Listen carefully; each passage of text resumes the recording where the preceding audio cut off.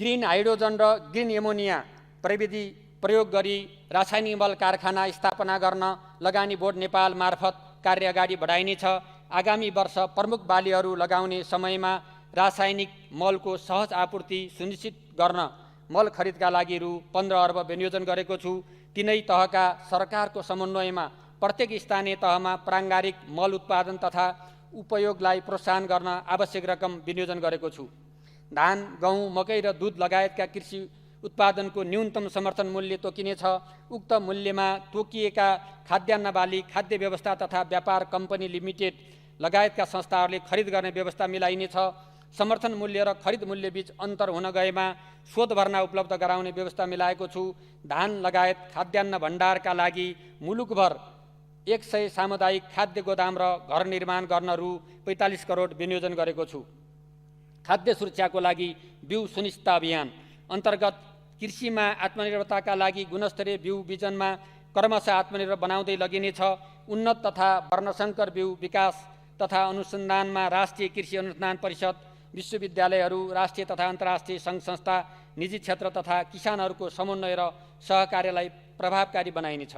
पशुपन्छी तथा मत्स्य पालनका लागि आवश्यक उन्नत नस्ल माछाका भुरा, उन्नत घाँस, बिउ, बेर्ना, दाना, औषधि, खोप लगायतका सामग्रीहरू स्वदेशमै उत्पादन गर्न प्रोत्साहित गरिनेछ।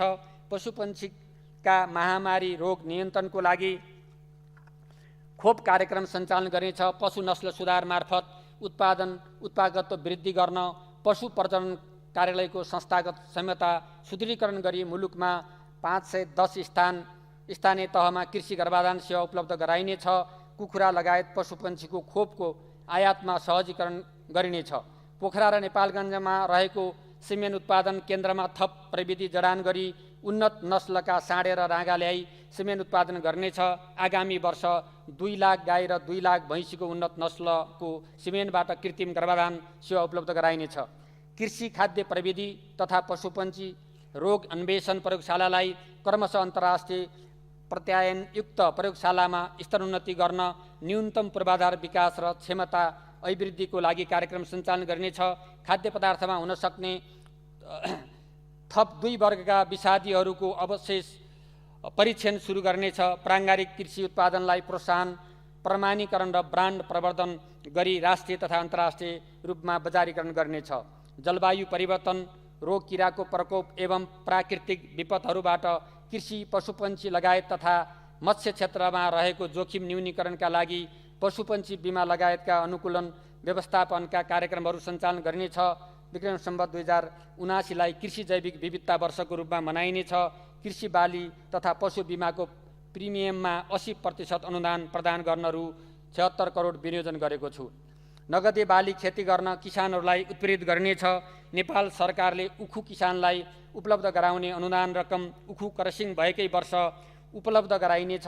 उखुको जातीय विकास गर्न उखु अनुसन्धान कार्यक्रम प्राथमिकताका साथ सञ्चालन गरिनेछ।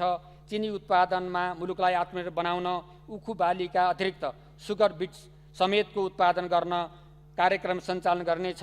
उखु किसानलाई अनुदान उपलब्ध गराउन रु 81 करोड विनियोजन गरेको छु।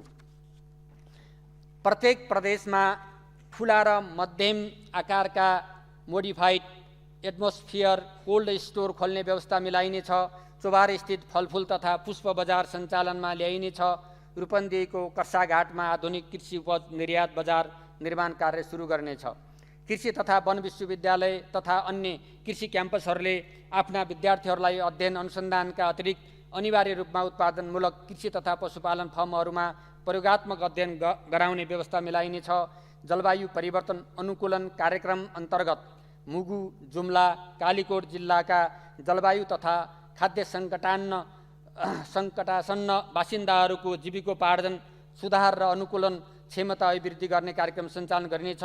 कर्णाली प्रदेशमा रैथाने बाली तथा जैविक खेतीको संरक्षण र विकास गर्नुका साथै कृषिको आधुनिकीकरण, व्यवसायीकरण, विविधीकरण र विशिष्टीकरण माध्यमबाट उत्पादन र उत्पादकत्व वृद्धि, मूल्य श्रृङ्खला विकासमा सहलगानी, सामुदायिक कृषि पूर्वाधार विकास एवं कृषि उपजको बजारीकरणमा सहयोग गर्न कृषि क्षेत्र विकास कार्यक्रम कार्यान्वयन गरिनेछ।